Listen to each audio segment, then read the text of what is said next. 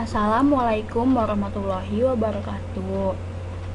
Ini adalah hasil karya kelompok kami yang berjudul menguasai karakteristik peserta didik dari aspek fisik, moral, spiritual, sosial, kultural, emosional, dan intelektual.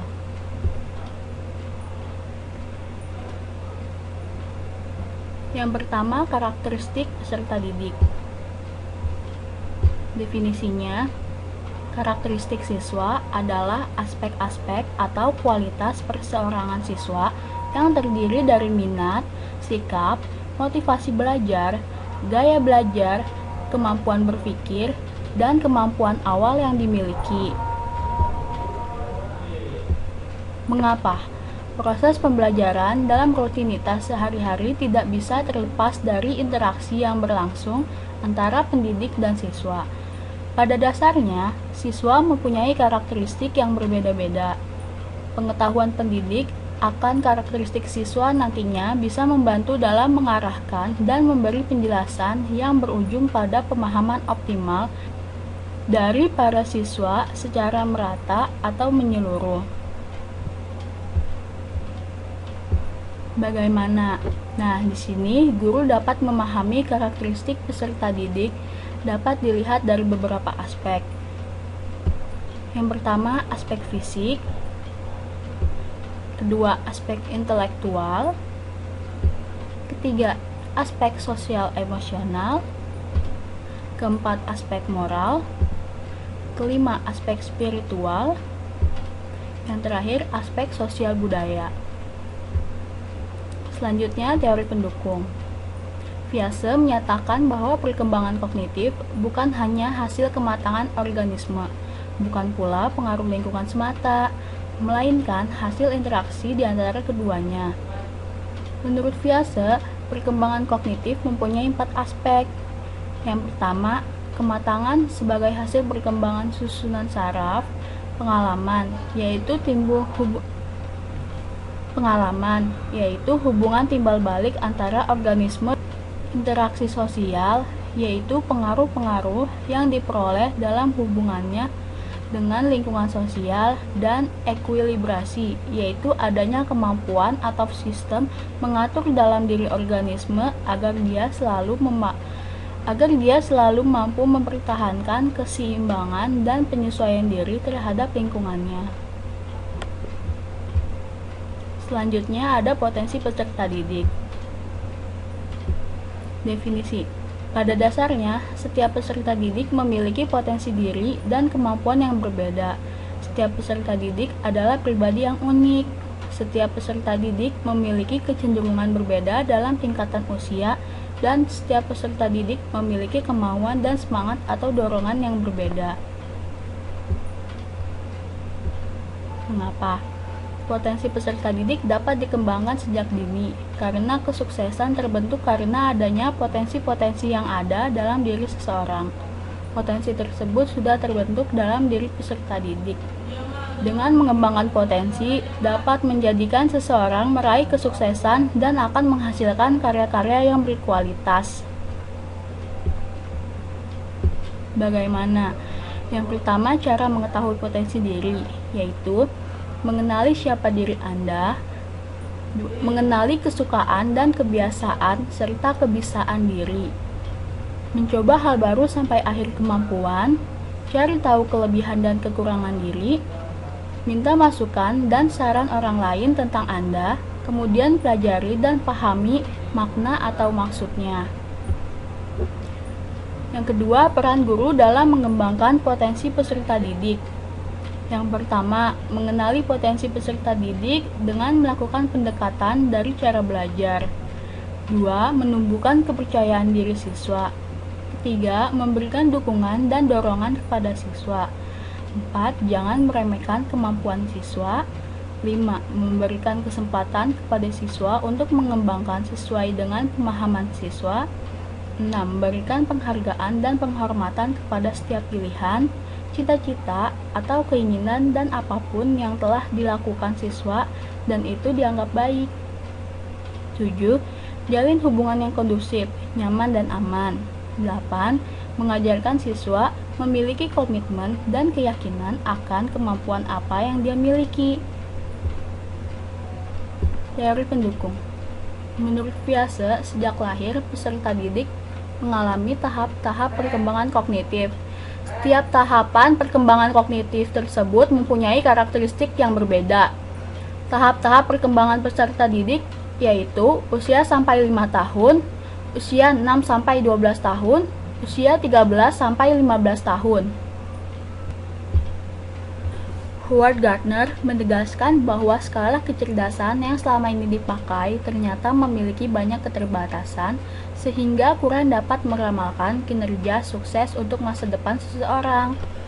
Menurut Gardner, kecerdasan seseorang meliputi unsur-unsur 1. Matematika logika, 2. Bahasa, 3. Musikal, 4. Visual spasial, 5. Kinestetik, 6. Interpersonal, 7. Intrapersonal, dan 8. Naturalis. Menurut Goleman, faktor emosi ini sangat penting dan memberikan suatu warna yang kaya dalam kecerdasan antar pribadi ini. Ada 5 wilayah kecerdasan pribadi dalam bentuk kecerdasan emosional.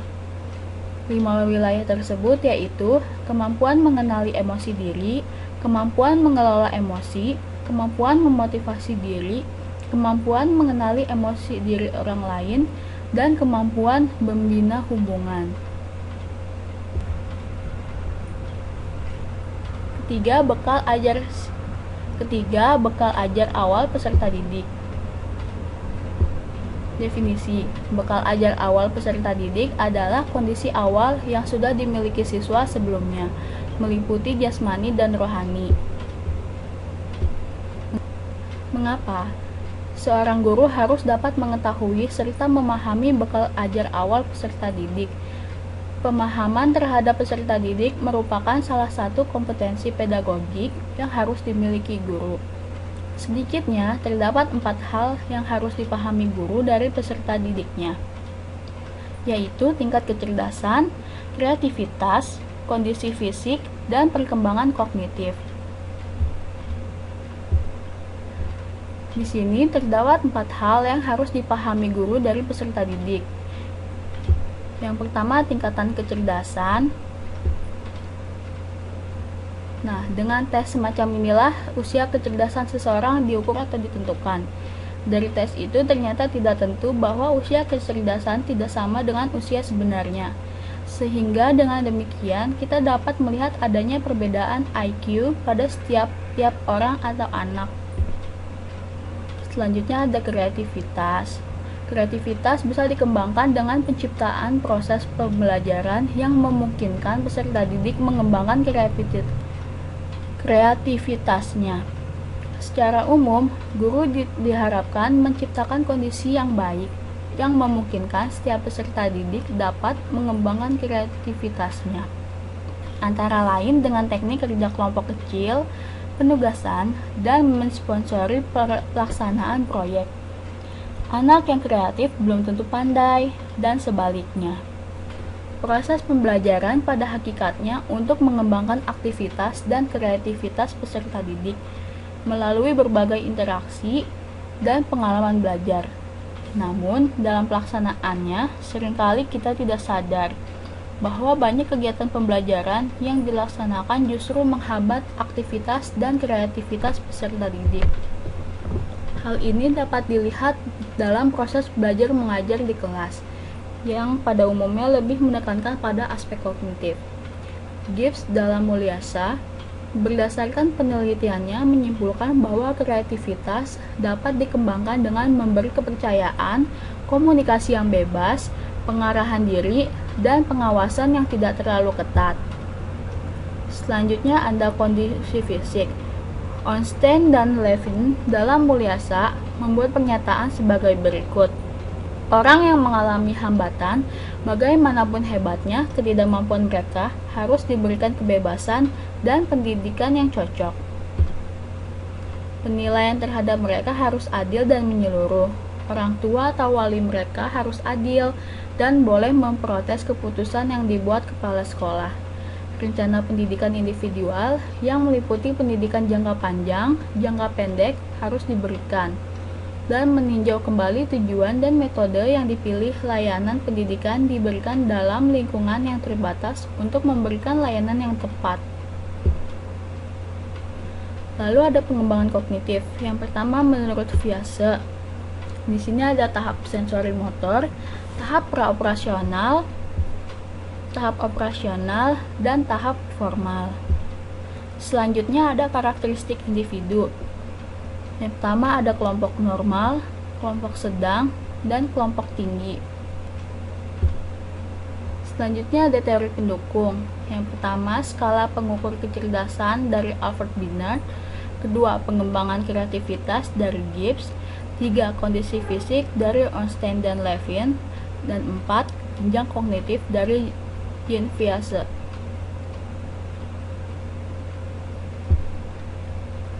Yang terakhir ada kesulitan belajar peserta didik. Definisinya, mengidentifikasi adalah kegiatan mengenal atau meneliti. Kesulitan belajar peserta didik dalam mata pelajaran yang diampu adalah kondisi peserta didik dalam proses belajar suatu mata pelajaran yang ditandai dengan adanya kendala-kendala yang muncul untuk mencapai suatu hasil belajar yang optimal dari suatu mata pelajaran. Jadi, mengidentifikasikan kesulitan belajar peserta didik dalam mata pelajaran yang diampu adalah kegiatan mengenal atau meneliti gejala-gejala kesulitan belajar yang tampak pada siswa dalam rangka mencapai suatu hasil belajar yang optimal dari suatu mata pelajaran. Mengapa? Latar belakang mengapa perlu diadakannya kegiatan mengidentifikasi kesulitan belajar. Pertama, setiap siswa hendaknya mendapat kesempatan dan pelayanan untuk berkembang secara maksimal. Kedua, adanya perbedaan kemampuan, kecerdasan, bakat, minat, dan latar belakang lingkungan masing-masing siswa. Ketiga, sistem pengajaran di sekolah harusnya memberi kesempatan pada siswa untuk maju sesuai dengan kemampuannya.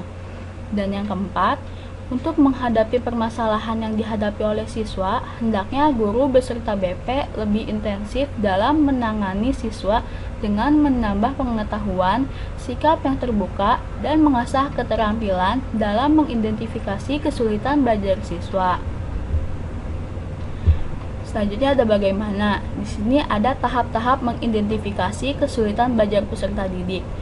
Yang pertama, prosedur dan tekniknya. Ini adalah teknik dan instrumen yang digunakan dalam pelaksanaannya.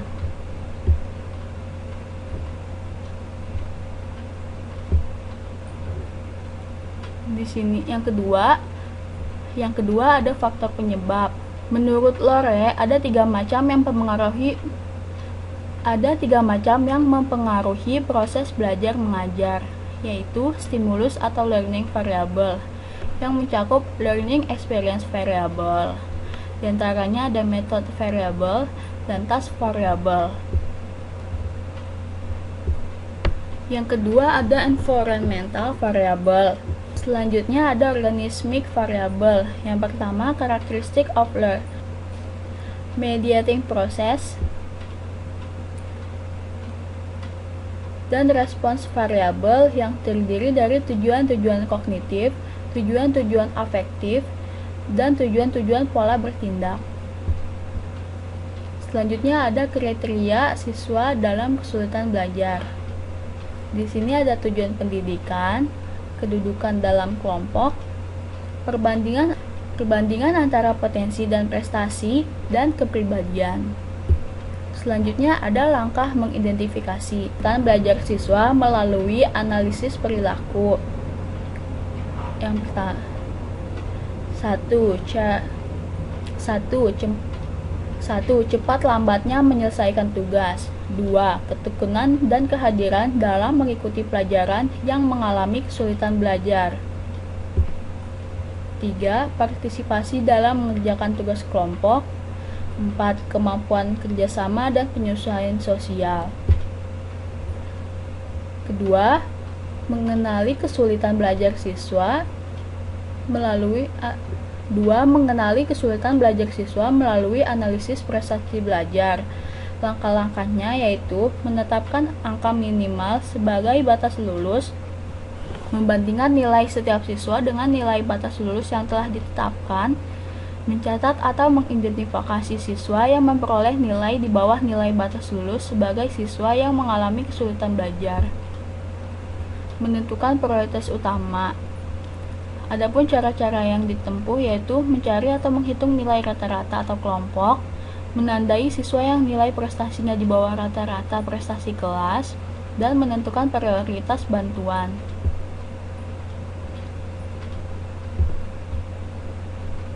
Selanjutnya ada teori pendukung. Yang pertama ada teori behaviorisme. Yang kedua ada teori konstruktivisme. Yang ketiga ada teori kognitivisme.